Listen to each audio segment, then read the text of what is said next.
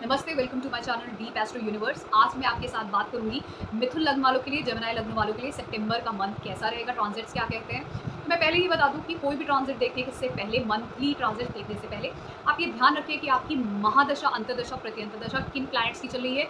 जिन planets की भी महादशा, अंतर्दशा, प्रत्यंतदशा आपकी चल रही है, उन्हीं प्लैनेट्स के ट्रांजिट्स, उनका इफेक्ट मंथली आप देखिए। और साथ में सैटर्न क्या इफेक्ट क्रिएट कर रहा है उस मंथ में, राहु केतु क्या इफेक्ट कर रहे हैं और जुपिटर क्या इफेक्ट कर रहा है, सिर्फ इतना ही देखिए। उसके अलावा आपको बहुत कुछ देखने की जरूरत नहीं है, क्योंकि इतना इफेक्ट क्रिएट नहीं करता है। महादशा, अंतर्दशा और प्रत्यंतदशा सबसे इंपॉर्टेंट होती है।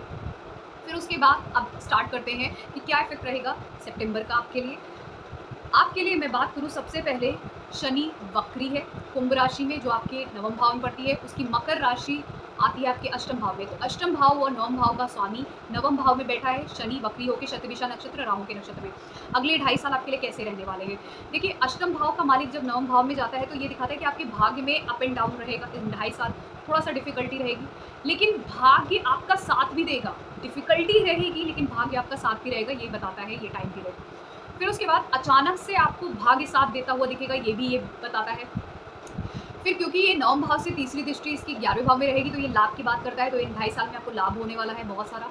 तीसरे भाव में देखता है और खुद खुद नवम भाव में बैठा हुआ है, तो ये बताता है कि आपके ट्रैवल होने वाले हैं। ज़्यादातर ट्रैवल आपके कंट्री में ही होंगे, फॉरेन ट्रैवल से ज़्यादा आपके इंडियन ट्रैवल्स ही दिखा रहा है, शॉर्ट डिस्टेंस ट्रैवल। और जो भी ट्रैवल अगर आप इंडिया में भी कर रहे हो या आस-पास की कंट्रीज़ में, बिल्कुल पास की कंट्रीज़ में ज़्यादा से ज़्यादा ट्रैवल होंगे आपके। क्योंकि फॉरेन ट्रैवल के लिए 12th हाउस एक्टिवेट होना चाहिए, तो 12th हाउस नहीं एक्टिवेट कर रहा है, वो 9th हाउस और 3rd हाउस एक्टिवेट कर रहा है। और 9th हाउस बताता है एरोप्लेन से ट्रैवल। तो एरोप्लेन से ज़्यादा जो डिस्टेंस आप ट्रैवल कर सकते हो वो इंडिया के अंदर या जस्ट सात कंट्रीज़ या आसपास की कंट्रीज़, वो दिखाता है। और 3rd हाउस दिखाता है कि आपकी ट्रेन से शॉर्ट डिस्टेंस ट्रैवल, ट्रेन, बस, कार से, ये ट्रैवल दिखाता है। तो ट्रैवल्स तो होने वाले हैं इन 2.5 साल में, तो जो भी ट्रैवल्स होंगे वो आपकी कंट्री में ज़्यादातर होंगे। तो आपका भाग्य भी साथ देगा, आपके ट्रैवल्स भी होंगे, आपके कम्युनिकेशन भी आपके साथ हो रहेंगे, आप बहुत सारे डिजिटल मीडिया का भी यूज़ करने वाले हो, हार्ड वर्क बहुत करने वाले हो, ये सब इन 2.5 साल में होगा। और आपको लाभ भी होगा अचानक से, वो भी। फिर दसम दृष्टि जो इसकी पड़ेगी वो पड़ेगी आपके छठे भाव में। तो छठा भाव किसका है? सर्विसेज का है। तो ये कहीं ना कहीं आपको आपके जॉब में बहुत लाभ देने वाला है, सर्विसेज में। पर एक चीज़ हो सकती है, छठा भाव हर चीज़ का है, लिटिगेशन का है, एनिमिटी का है, एनिमीज़ का, आई मीन टू से डिजीज़ का भी है। तो सर्विस और उन सब के लिए तो अच्छा है, लेकिन हो सकता है आपके लिटिगेशंस और क्लैशेस हो जाएँ, लोगों के साथ लड़ाई झगड़ा हो सकता है इस टाइम पीरियड में। या फिर हो सकता है ये भी हो जाए कि आप कुछ बीमारी भी हो गई, या फिर हो सकता है कि अगर आपका स्पाउस है तो उसके साथ भी लड़ाई झगड़ा हो सकता है। ऐसी सारी चीज़ें किसी के भी साथ आपका लड़ाई झगड़ा, ये सब। तो अच्छी बात ये है कि आपकी सर्विस के लिए अच्छा है, क्योंकि जो हमारा शनि होता है वो कर्म कारक है, तो सर्विस के लिए अच्छा कर देगा। पर प्रॉब्लम ये है कि आपकी हो सकता है लोगों के साथ एनिमिटी हो जाए, या हो सकता है आपकी डिज़ीज़, कोई ऐसी डिज़ीज़ दे दे जिसकी वजह, जो लॉन्ग टर्म डिज़ीज़ हो जाए। और फिर अगर आप इन सब के अलावा भी और कुछ जो भी चीज़ें होती हैं, कोई लिटिगेशन या समथिंग, तो वो हो सकता है साइड में उसकी प्रॉब्लम भी दे दे। लेकिन ओवरऑल अगर आप करियर और जॉब की बात करोगे, सर्विस की बात करोगे, तो उसमें तो वो लॉन्ग टर्म इफेक्ट, अच्छा इफेक्ट ही देगा शनि। फिर उसकी बात करते हैं बुध की। तो बुध तो फिलहाल वक्री है सिंह राशि में, पूर्व फाल्गुनी नक्षत्र जो शुक्र का नक्षत्र है। और फिर 16 सितंबर को वो डायरेक्ट होने वाला है, फॉरवर्ड होने वाला है मतलब। तो जब ये मार्गी हो जाएगा तो अलग इफेक्ट होगा।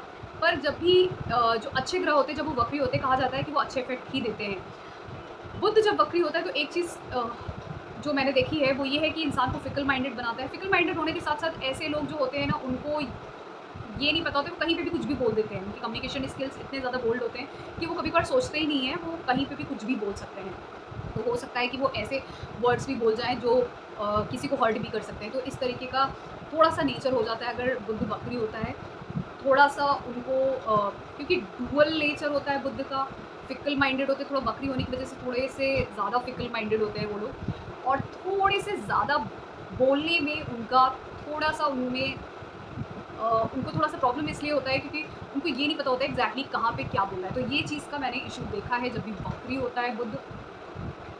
दूसरी चीज़, क्योंकि ये पूर्व फाल्गुनी नक्षत्र शुक्र के नक्षत्र में है, और फिर उसके बाद जाके 16 सितंबर को ये मार्गी हो जाएँगे।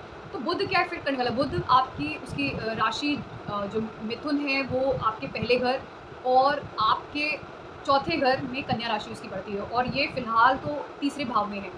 तो ये बताता है कि आप घर से, अपनी मदरलैंड से दूर जाने वाले हो।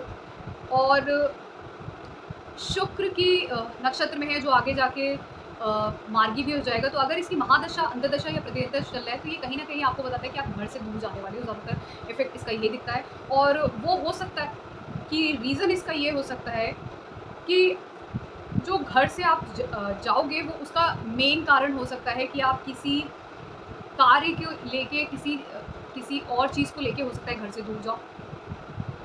तो ये हो सकता है शुक्र वालों के लिए। ये टाइम पीरियड वैसे बहुत अच्छा है, कोई ऐसा ख़राब नहीं है, कुछ भी ऐसा ख़राब नहीं है। फिर बात करें सूर्य की, तो सूर्य तो तीसरे भाव में है, पराक्रम के भाव में, हार्ड वर्क के, शॉर्ट डिस्टेंस ट्रैवल के, कम्युनिकेशन के भाव में, और डिजिटल जो भी कम्युनिकेशन होते हैं उसके भाव में। और सूर्य जो है वो अपने ही घर सिंह राशि में है और वो पूर्व फाल्गुनी नक्षत्र शुक्र के नक्षत्र में। तो ये भी यही बताता है कि हो सकता है आपकी शॉर्ट डिस्टेंस ट्रैवल हो, आप घर से दूर जाएँ, अपनी मदर, अपनी फैमिली से दूर जाएँ, और जो भी जिस भी वजह से आप जाएँगे वो आपके भाग्य में, आपके पिता उसमें आपका साथ देंगे, आपका भाग्य उसमें साथ देगा और आपको बहुत कुछ फ़ायदा भी होगा उससे। फिर बृहस्पति की बात करें, बृहस्पति मेष राशि में है, लाभ भाव में आपके। अभी 4 सितंबर को वो वक्री होने वाले हैं। वक्री होते ही भरणी नक्षत्र में ये आपके लिए बहुत कुछ अच्छा करने वाले हैं, क्योंकि ये आपके सप्तम भाव और दसम भाव के मालिक होके 11वें घर में बैठे हैं, तो आपको लाभ और ज़्यादा होने वाला है। अच्छा ग्रह जब वक्री होता है तो अच्छा ही करता है। अगर आपकी कुंडली में ये वक्री है तो ये आपके लिए टाइम पीरियड बहुत अच्छा होने वाला है। लेकिन अगर वक्री नहीं भी है तो भले ही थोड़ा कम अच्छा होगा, लेकिन क्योंकि ये आपके केंद्र भाव का मालिक है और 11वें घर में जा रहे हैं, तब भी ये आपका लाभ मल्टीप्लाई ही करने वाला है, अच्छा ही करेगा बल्कि। तो ये टाइम पीरियड आपके लिए बहुत अच्छा है। फिर शुक्र की बात करें, शुक्र अश्लेषा नक्षत्र में है, बुध के नक्षत्र में, और 4 सितंबर को ये डायरेक्ट हो जाएगा। डायरेक्ट का मतलब है मार्गी हो जाएगा। तो शुक्र कर्क राशि में, कर्क राशि आपके दूसरे घर में पड़ती है, तो वहाँ पर ये आपके परिवार के साथ बहुत ज़्यादा इमोशंस की बात करती है, धन लाभ की बात करती है। आपको हो सकता है फ़ॉरेन से धन लाभ हो रहे हों, ऐसा भी हो सकता है, या फिर ये भी हो सकता है कि आपके किसी वजह से नुकसान भी हो रहा हो, ये भी हो सकता है, आप बीमार पड़ रहे हो। अगर खराब है शुक्र आपके आपकी कुंडली में, खुद की कुंडली में, और शुक्र अच्छा नहीं प्लेस्ड है, तो हो सकता है ये आपके लिए हो सकता है खर्चे क्रिएट कर रहा हो इस टाइम पीरियड में किसी वजह से। हो सकता है आप ट्रैवल कर रहे हो, बीमारी की वजह से हो सकता है, या आप डोनेशन भी दे रहे हो बट खर्चे हो रहे होंगे इस टाइम पीरियड में, या आप डोनेट भी कर सकते हो।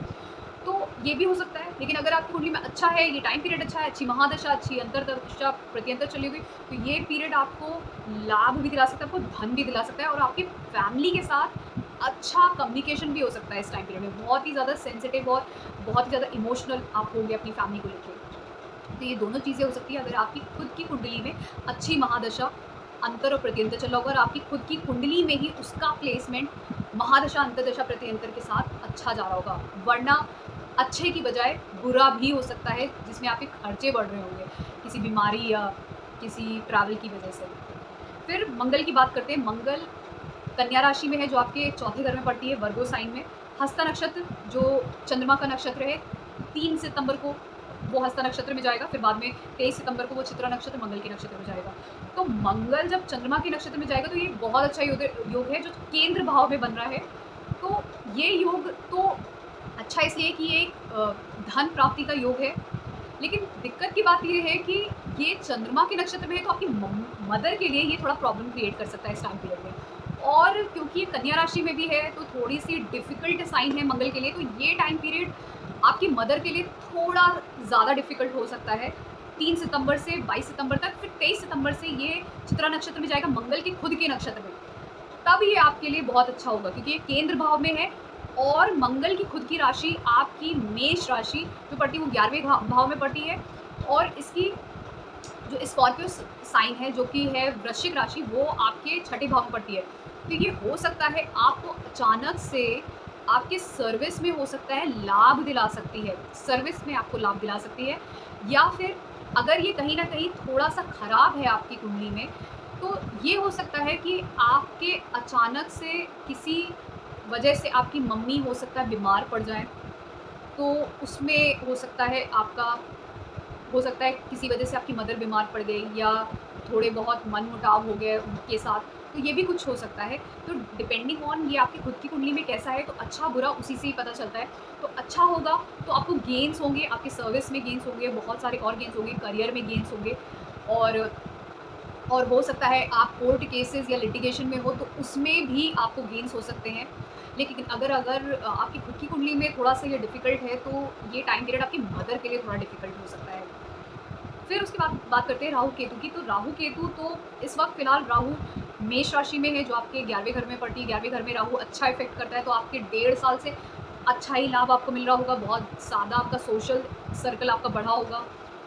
और फिर उसके बाद केतु आपके पंचम भाव में है, तो पंचम भाव में केतु अ, अच्छा तो करेगा, लेकिन एक चीज़ जो वो केतु खराब कर देगा वो ये करेगा कि आपका हो सकता है बच्चों में या बेसिक एजुकेशन से थोड़ा-सा आपका क्रिएटिविटी, बेसिक एजुकेशन और बच्चों में ज़्यादा इंटरेस्ट नहीं हो। अगर आप सोच रहे हो बच्चा करने के लिए, तो ये टाइम पीरियड आपके लिए अच्छा नहीं जा रहा था। लेकिन आगे जब ये केतु अक्टूबर से ट्रांज़िट करेगा वर्गो साइन में, जो आपके 4th हाउस में पड़ता है, तब अगर आप कंसीव करने की सोचोगे तो ज़्यादा बेटर होगा। तो केतु का जो बेसिकली नेचर होता है कि वो हिंड्रेंस क्रिएट करता है, मतलब वो जहाँ पे भी होता है उस चीज़ से आपको दूर करता है। और राहु जिस जगह पे बैठता है वहाँ पे आपको उस चीज़ के लिए ऑब्सेसिव बनाता है। तो फिलहाल राहु आपके 11वें भाव में है, तो आप 11वें भाव से रिलेटेड तो जितनी भी चीज़ें हैं, आप उनसे इस वक्त फिलहाल बहुत ही ज़्यादा अटैच्ड हो चुके होंगे। बड़े भाई बहन से, सोशल सर्कल में आपको रहना पसंद होगा, आपको बहुत ज़्यादा लाभ भी हो रहा होगा इस टाइम पीरियड में। आप हो सकता है बहुत ज़्यादा नए-नए लोगों के साथ आपने कम्युनिकेशन बिल्ड किए हो, बहुत नए-नए लोग जिनको आपने जानते भी नहीं होंगे उनके साथ, तो ये 1.5 साल में कुछ ऐसा हुआ होगा। और आगे ये फिर 10वें भाव में जाएगा राहु, तो आपके करियर के लिए बहुत अच्छा होने वाला है। तो अगर आपको ये मेरा मिथुन राशि, मिथुन लग्न का सितंबर का ट्रांज़िट क्या कह रहा है, ये आपको पसंद आया है, तो मेरे चैनल को डीप एस्ट्रो यूनिवर्स को सब्सक्राइब करिए और इस वीडियो को लाइक करिए।